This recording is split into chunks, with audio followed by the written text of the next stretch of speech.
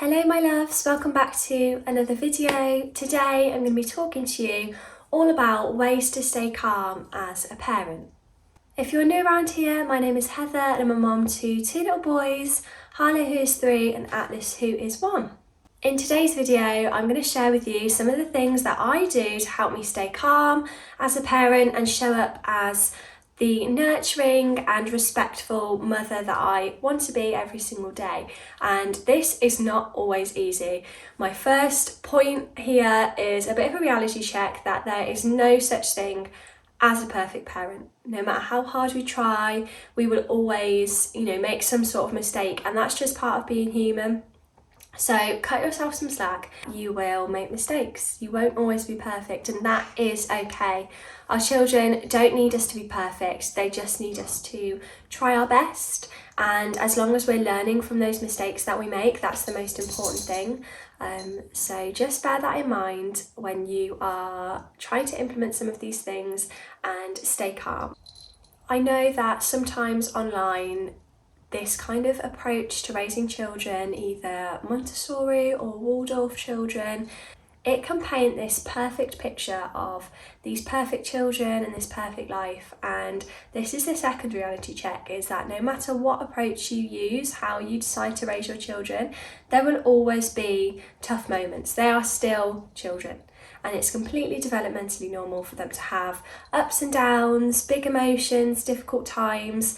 No matter what you do, these will happen. So I think that's something that, can sometimes be misinterpreted online because we just share the best bits, right? But they still happen. Trust me, they are still there. But what I will say is that raising children in this way goes a long way in the prevention of these big meltdowns, these struggles every single day, through giving your child a lot of independence and, different choices throughout the day. It makes them feel empowered, so they're not battling with you as much for control. And by guiding them and working alongside our child, we're not dictating, they're not feeling oppressed or that kind of thing. So you will find that that diffuses a lot of the outbursts before they even begin. We tend to keep consistency with our rhythms and our routines and our limits as well, and this just allows the child to know what to expect, to know what comes next, and to understand what's expected of them, and that kind of takes a lot of the pressure off because they just know the way things are meant to be.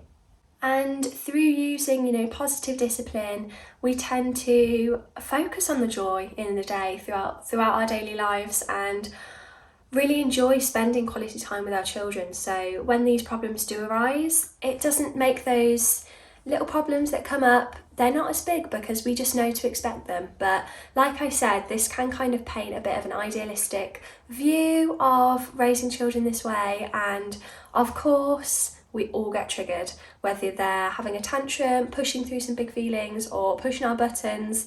As parents, it is completely normal to feel triggered. And this is probably the hardest part of being a parent. Of course, our goal is to establish an open and respectful relationship and to be there for them. And we know that we need to stay calm, but you may be thinking, how do I do that? I find it so hard. And I'm not going to lie to you, it takes a lot of inner work. It takes a lot of work on yourself to notice these triggers and to find strategies that work for you when trying to stay calm. It's completely normal for our fight or flight reaction to be triggered in these stressful moments, and I sometimes, of course, I'm just human, make mistakes as well. So yeah, this is what helps me.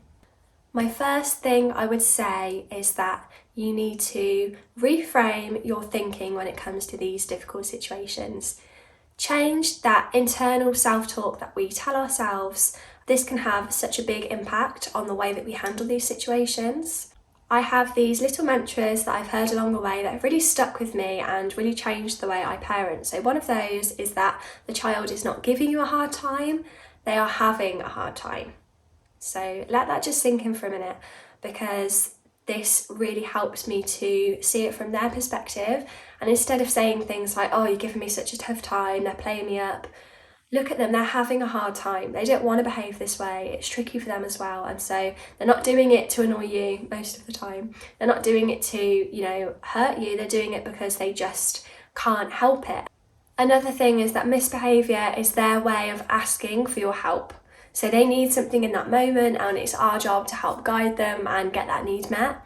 And also, they're trying their best, and they really are trying to get through this difficult time in the best way they can. And just shifting your perspective a little bit helps to diffuse some of those feelings of frustration and anger that rise in us, and come from a place of love, because we all love our children, right? And we just want to do the best by them. So by feeling that in the moment helps to reground me, and yeah, like I said, give me that other perspective of that it's not all about me. They're not trying to give me a hard time. What did they need instead? The next thing that I do is realise that this is not an emergency. So unless their safety is concerned or anything like that, chances are it's not an emergency. You can take a step back and just give it a minute. And while I do this, I try and prompt myself with little things to just hold me in check. So am I being kind? Is this the way I want them to remember me as a mom? And just realise that this too shall pass. Another key thing that I do in these moments is to pause and take some deep breaths.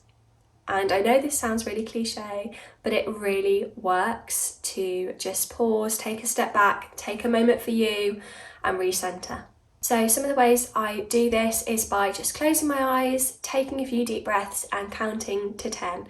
And it gives me enough time to just pause for a second. Or I like to use my 5 senses. So quickly just see something you can see, something you can hear, something you can smell, something you can feel. Just go through your senses, and it kind of breaks you out of that little bubble and just brings you to a different perspective so that you can observe the situation for what it really is.